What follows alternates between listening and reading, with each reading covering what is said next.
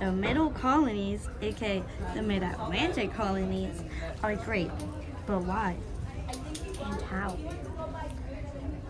So, in the colonies, there are New York, Pennsylvania, New Jersey, and Delaware.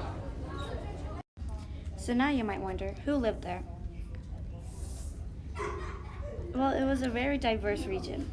Many different traditions, religions, and ethnicities, including pilgrims, like this, blacksmiths, and fishermen. So you might be wondering, how was the middle colonies put together?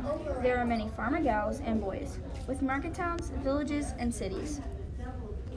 Now moving on to the geography, there were Appalachian Mountains, coastal lowlands, harbors, bays, and mild winters, including moderate summers and wide and deep rivers. Moving on to resources, which include livestock, grains, farmlands, and rivers as well. Now for interdependence. The middle colonies traded with the New England and the southern colonies for things they didn't produce or make.